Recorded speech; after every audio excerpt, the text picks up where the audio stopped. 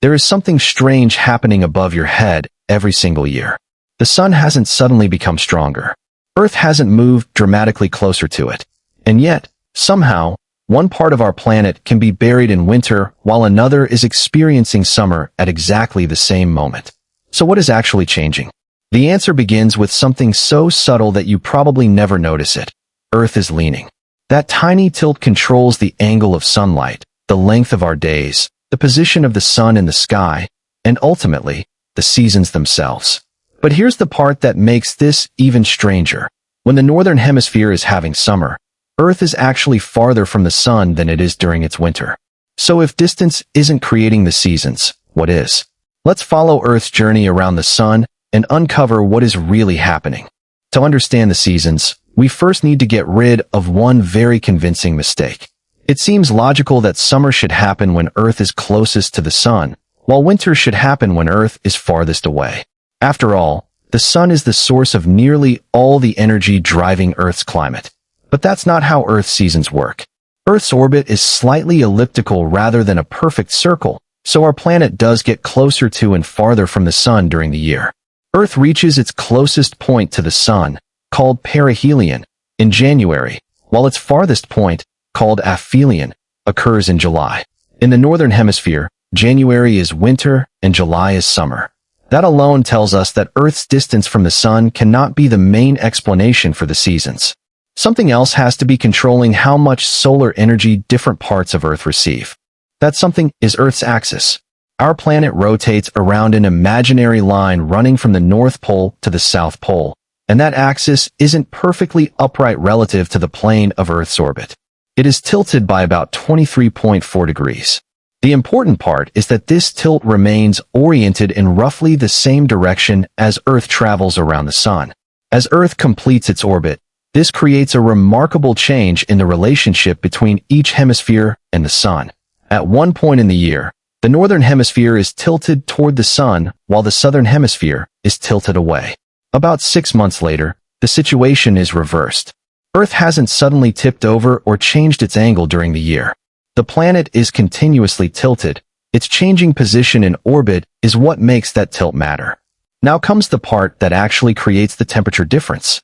When a hemisphere is tilted toward the sun, sunlight reaches that hemisphere at a higher angle. The incoming solar energy is concentrated over a smaller area of the surface. When that hemisphere is tilted away, sunlight arrives at a lower angle, and the same incoming energy is spread over a larger area. Think about shining a flashlight directly onto a table and then tilting it sideways. The light doesn't disappear when you tilt it. Instead, the illuminated patch becomes larger and the light becomes more spread out. Earth's surface experiences a similar geometric effect with sunlight. During summer, more concentrated solar radiation contributes to greater heating.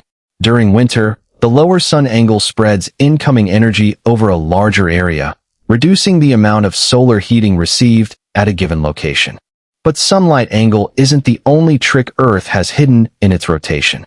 The tilt also changes how long the sun stays above the horizon. During summer, a hemisphere tilted toward the sun experiences longer daylight hours. During winter, it experiences shorter days and longer nights. That means summer doesn't simply deliver stronger sunlight. It also gives the surface more time each day to receive solar energy. In the Northern Hemisphere, for example, the sun follows a higher and longer path across the sky during summer. In winter, its path is lower and shorter. These two effects, changing solar angle and changing daylight duration, work together to create the seasonal pattern we experience. This also explains one of the most fascinating things about seasons. The two hemispheres experience opposite seasons at the same time. When the Northern Hemisphere tilts toward the sun, it receives more direct sunlight and longer daylight, producing summer conditions. At that very same moment, the Southern Hemisphere is tilted away, receiving less direct sunlight and shorter daylight, producing winter conditions. 6 months later, the arrangement reverses. So while someone in Canada might be experiencing a snowy winter, someone in Australia can be experiencing summer. There isn't a separate seasonal mechanism operating on each side of Earth. It is one planet, one orbit, and one tilted axis producing opposite results across the hemispheres. Then come the 4 astronomical milestones that help mark this yearly cycle. the two solstices, and the two equinoxes. The June and December solstices occur when the sun reaches its farthest apparent position north or south of the equator. For a hemisphere, its summer solstice brings its longest daylight period of the year, while its winter solstice brings its shortest. Between those extremes are the equinoxes, which occur around March and September. During an equinox, neither hemisphere is tilted toward the sun in the same way it is during a solstice, and sunlight is distributed more evenly between the hemispheres. The word equinox comes from Latin roots meaning equal night. Although actual daylight and darkness are not perfectly equal everywhere because of effects such as atmospheric refraction and the way sunrise and sunset are defined. The seasonal effect becomes even more dramatic as you travel toward the poles. Near the equator, the amount of daylight changes relatively little throughout the year. But at high northern and southern latitudes, Earth's tilt produces enormous changes in daylight duration. In parts of the Arctic, summer can bring periods when the sun remains above the horizon for almost 24 hours. In winter, some locations can experience almost 24 hours of darkness. This is not because the sun has stopped shining or because the planet has changed its orbit. Earth's curvature and axial tilt simply cause the polar regions to remain oriented toward or away from the sun for extended periods. The farther you move toward the poles, the more dramatic the consequences of Earth's modest 23.4-degree tilt become. And there is an even deeper layer to this story. Earth's tilt is not permanently locked at exactly 23.4 degrees. Over a cycle lasting roughly 41,000 years, the angle of Earth's axial tilt gradually changes between about 22.1 and 24.5 degrees. A greater tilt produces stronger seasonal contrasts, while a smaller tilt produces milder seasonal differences.